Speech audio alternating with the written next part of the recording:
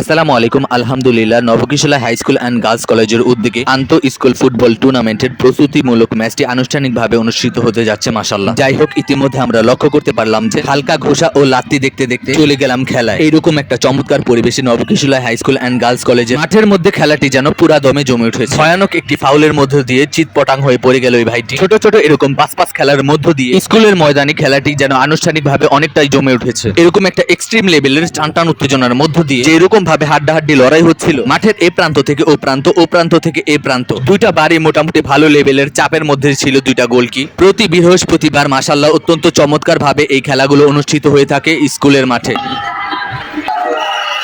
অত্যন্ত চমৎকার ভাবে ক্লাস 8 এর দলের লোকেরা গোল দিয়ে দিল, কিন্তু গোলটি হয়নি, কারণ হাতে লেগে আউট বল হয়ে যাওয়ার কারণে গোলটি মূলত হয়নি।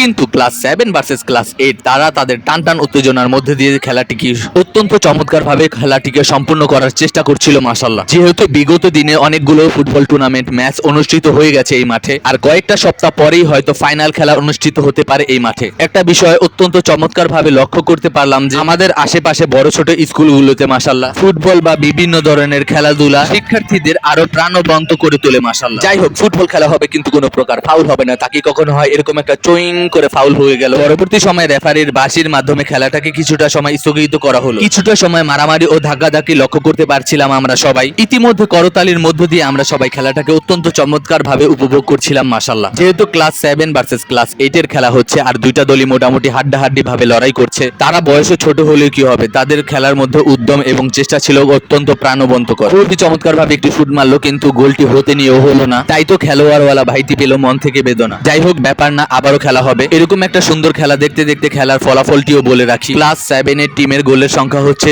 0, আর ক্লাস 8 এর গোলের সংখ্যা হচ্ছে 1। যাই হোক, আজকের ভিডিওটি মূলত এই পর্যন্ত। ইনশাআল্লাহ দেখা হবে অন্য কোনো ভিডিওতে। সেই পর্যন্ত সবাই ভালো থাকবেন। যেহেতু বিভিন্ন ব্যস্ততার কারণে আগের মতো আর ভিডিও কন্টিনিউ করতে পারছি না। আল্লাহ যাতে আমার কঠিন কাজগুলোকে সহজ করে দেয়, এরকম একটা প্রত্যাশা রেখে আজকের মতন এখানে সমাপ্ত করছি। আল্লাহ হাফেজ, আসসালামু আলাইকুম।